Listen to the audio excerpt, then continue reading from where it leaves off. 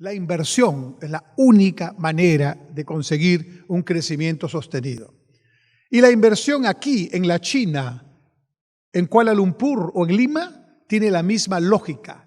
Tiene que tener espacios adecuados para desarrollarse y marcos regulatorios y de previsibilidad y de certidumbre durante el tiempo de su maduración.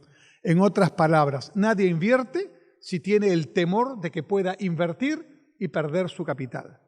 Y aunque la inversión siempre supone un riesgo, ese riesgo todo inversionista lo trata de, por lo menos, disminuir en la medida que pueda. Y si nosotros creamos condiciones para que esa inversión, la inversión grande, la pequeña, la inversión extranjera o la inversión peruana, todas tienen la misma lógica. No se necesita ser extranjero para saber manejar una inversión y el riesgo. El ambulante también invierte su pequeño recurso de capital. Y todos necesitan tranquilidad en el periodo de inversión. Y todos necesitan reglas de juego claras. Y todos necesitan previsibilidad. Y todos necesitan estabilidad, no solo económica, sino social y política para poder desarrollar esa inversión. Entonces, con esa lógica, este gráfico quisiera que ustedes lo reflexionen. Poco se menciona esto que voy a decir. El concepto técnico de la macroeconomía, de las cuentas nacionales, se llama inversión bruta fija, el total de la inversión. Varios de ustedes manejarán este concepto diariamente.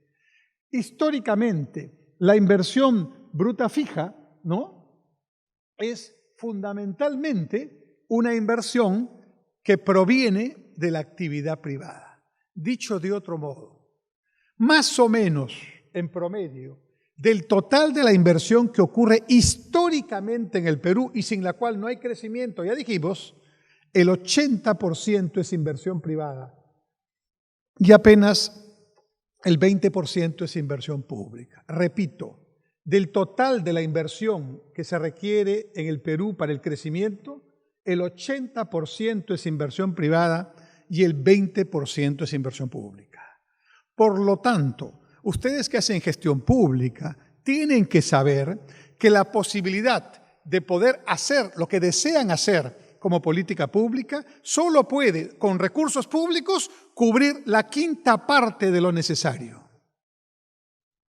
Repito, con los recursos que disponemos, solo podemos hacer, en el mejor de los casos y trabajando con gran eficiencia, la quinta parte de lo que necesitamos. Las otras 4/5 partes las va a hacer el sector privado.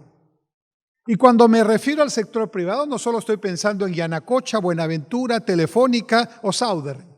Estoy pensando también en los miles de pequeños y medianos empresarios que tiene el Perú y, por supuesto, en las empresas medianas y grandes del Perú también. Allí está ese porcentaje. Entonces, si no entendemos esto, siempre vamos a estar en el error de pensar que cuando nos falta un recurso, que lo dé el Estado. Que cuando tenemos cierta necesidad, que el Estado lo resuelva. Ese Estado, como permanente generador de recursos, ese no existe. Ese está en el imaginario. Pero no es posible que el Estado cubre el 100% de nuestras necesidades. No lo cubre. Y ahí está la estadística claramente que lo demuestra, pero hay que estudiarla, pues. Entonces, el trabajo desde la función pública para aquellos que todavía tienen la peregrina idea de que el Estado debería dedicarse a todo, solo puede cubrir eficientemente, y si lo hace bien, porque si no hace mal tampoco cubre, ni siquiera eso, la quinta parte de lo necesario para la satisfacción de nuestras necesidades. Muy importante esta reflexión. Si no la entendemos, vamos a seguir discutiendo. Ahora va a venir, espero, un debate programático a propósito de las elecciones.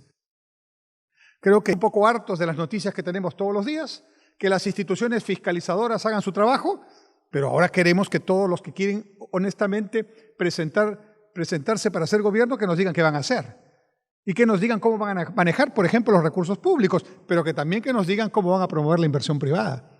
Porque si solo manejan los recursos públicos, repito, solo podrían manejar la quinta parte de lo que necesitamos. Si alguno de ustedes considera que esta afirmación que estoy haciendo y estos números que estoy presentando son o una novedad o están sujetos a una discusión, y por supuesto siempre lo pueden estar, estúdienlos. Esta es la realidad.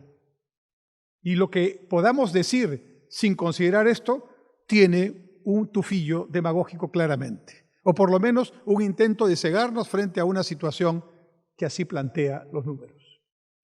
¿Qué ganamos con el grado de inversión? Ustedes, todos. ¿Qué ganamos cada uno de los peruanos? La tasa de interés, que es un concepto que ustedes conocen, tiene para su definición en el porcentaje que corresponda 3 componentes. El primer componente de la tasa de interés es el costo del dinero. Eso no lo manejamos, eso depende del mercado. Eso depende si la Federal Reserve en los Estados Unidos toma la decisión de subir o bajar la tasa. Depende del costo del dinero, de la inflación y otros aspectos. Entonces, el primer componente de la tasa de interés es el costo del dinero. No lo manejamos, es una variable exógena a nosotros. Lo segundo es el costo del spread bancario o el costo de la intermediación, es decir, lo que nos cobra el intermediario financiero para hacer una operación. Gastos administrativos, gastos de bancarización, etc. Ese es un tema que tampoco manejamos y que no es un tema que sea, digamos, un asunto que tenga mucha dispersión. Pero el tercer componente de la tasa de interés es el riesgo país. Y un país que tiene grado de inversión baja tremendamente su riesgo país, su riesgo político. Y al bajar el riesgo político, la tasa de interés final que podemos tomar disminuye sustantivamente 3, 4 puntos. O sea, lo que todos los peruanos hemos ganado por hacer este esfuerzo es que la comunidad internacional rebaje el costo del dinero para Perú. El riesgo Perú es menor. Y como el riesgo Perú es menor, cuando tú que has estudiado proyectos sabes que evalúas un proyecto mirando la tasa interna de retorno, ¿correcto? Y la comparas con el costo de oportunidad de tu inversión, que no es otra cosa que la tasa de interés promedio, este costo de oportunidad va a tener mayor posibilidad de ser rentable porque la tasa aquella va a ser más baja, porque el riesgo político bajó, porque eres grado de inversión y porque estás tomando estas medidas. Entonces, cuando ustedes trabajan en su día a día en la gestión pública y contribuyen a sostener este proceso, no solamente están haciendo una tarea puntual, micro, muy adecuada, están contribuyendo a que la sostenibilidad del proceso sea una sostenibilidad en el tiempo adecuada y que sea para más peruanos. Yo sostengo que lo que hemos aprendido en estos 20 años es más o menos lo siguiente, permítanme esta reflexión. Los peruanos, consciente o inconscientemente, académica o prácticamente, empíricamente, hemos aprendido que para que haya crecimiento sostenido tiene que haber inversión. Lo que le estoy agregando yo es que la inversión es fundamentalmente privada y también pública, pero fundamentalmente privada. Ese es el punto que he agregado en esta charla.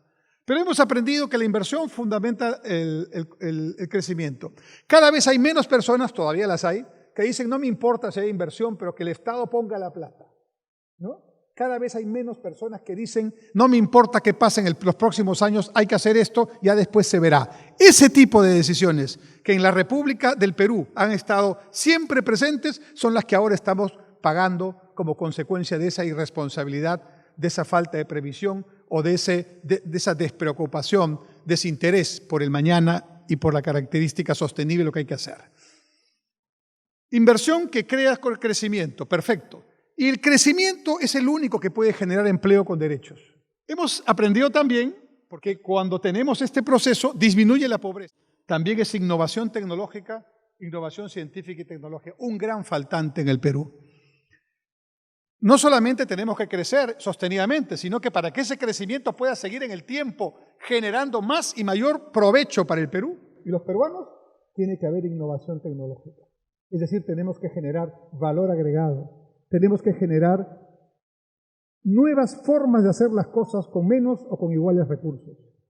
Y por supuesto, esto nos lleva a un desafío competitivo, que significa, como en los términos deportivos lo decimos, estar a la altura de otros países y no solamente mirarnos a nosotros mismos.